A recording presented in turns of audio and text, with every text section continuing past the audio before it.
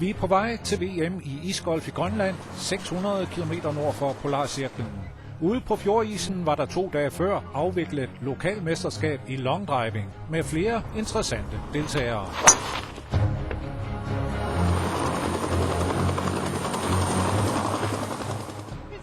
Men her, deltagerne i isgolf fra blandt andet Australien, England, Tyskland og Sverige, ankommer til julemandens ferieby Uummannaq. Der bor omkring 1600 og endnu flere slædehunde. Byen rummer både politi, sygehus, skole, fiskefabrik og hotel, der de næste dage er samlingssted for spillerne.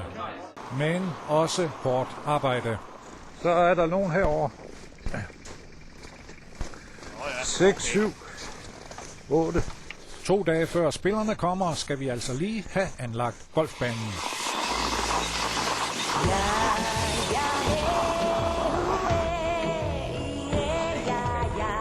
Nå ja. Spiller derhen, der. så tilbage. Det er 308, Kaj. Der bliver vi nødt til at have en sikkerhedsafstand der. Det er hårdt arbejde det her. Det ser meget fint ud, gør det ikke? Jo, for det.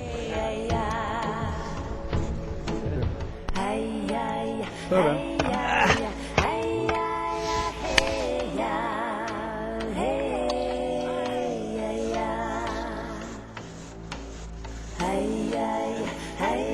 Så det her hul 3, det kan hedde Kap det gode håb eller noget.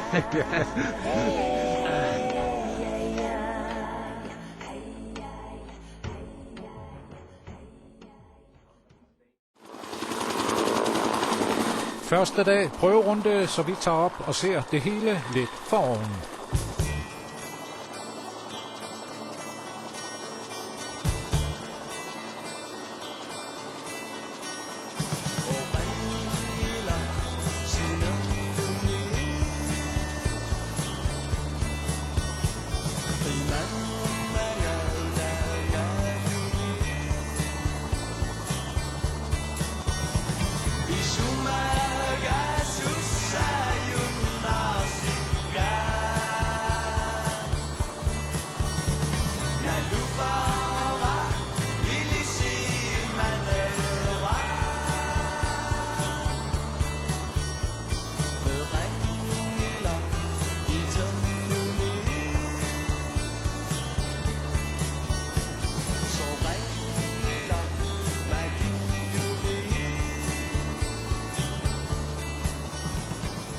Ladies and gentlemen, welcome to the World Ice Golf Championship 2006 on the Uummannaq Ice Links.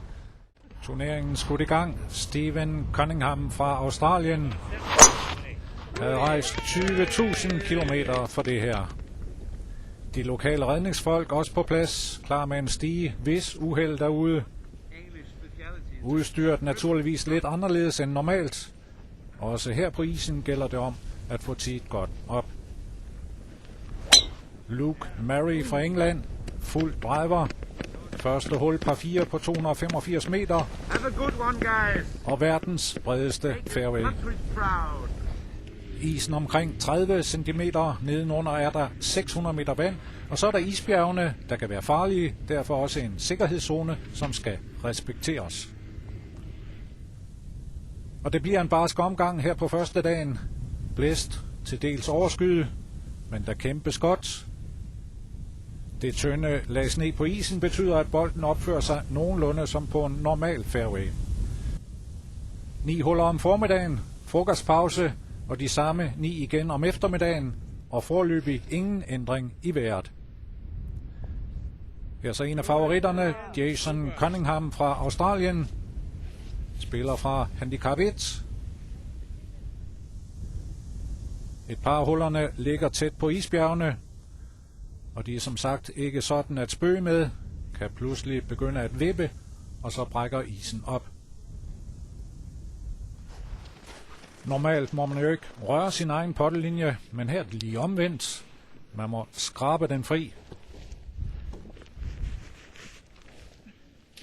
Og det er Luke Murray. Han er ved at gå en rigtig god runde. Han er 8 over par.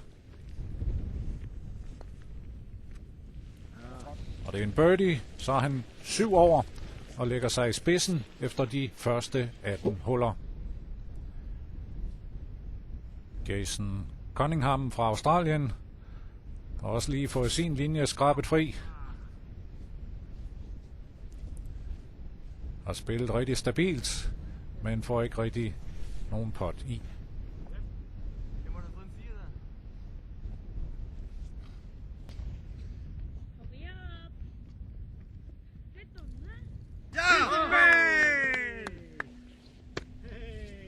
Og dermed slut på dag 1. 2 gange 9 huller. Cunningham på andenpladsen.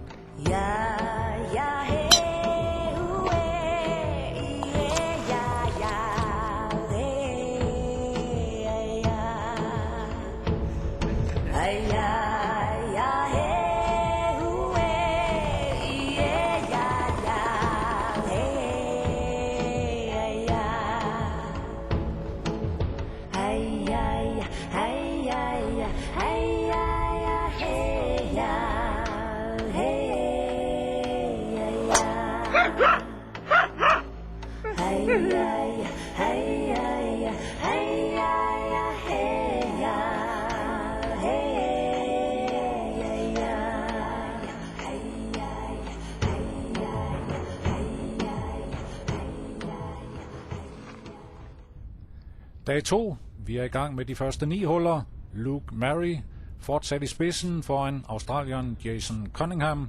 Her på 7. hul par 5. Så bliver det svært for Luke.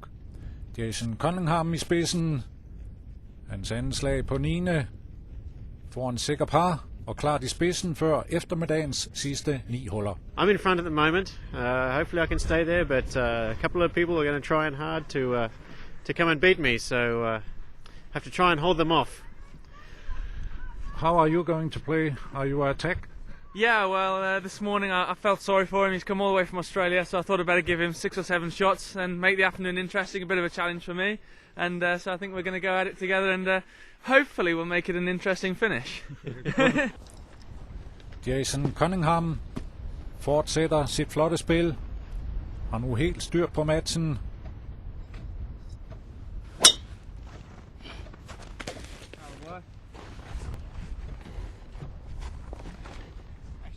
En anden tysker, Ernst Otto Reh, på vej i mål. Og nu er det blevet en højfjeldsvejr og soft ice, og endnu sværere at få rul i bolden. The local boy with a final par.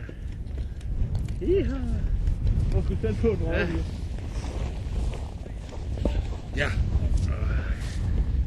Det siger sig selv, at VM i isgolf er spektakulært og tiltrækker folk, som simpelthen vil prøve, hvordan det er at spille golf under så ekstreme forhold. Cunningham på 18. par 4, hans anden slag, ligger til en ny birdie.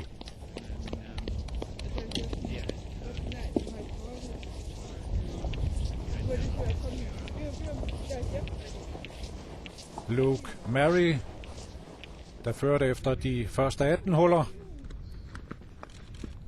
Hans tredje slag. Men først Luke Murray. Den her på anden pladsen alene. Og så vinder pottet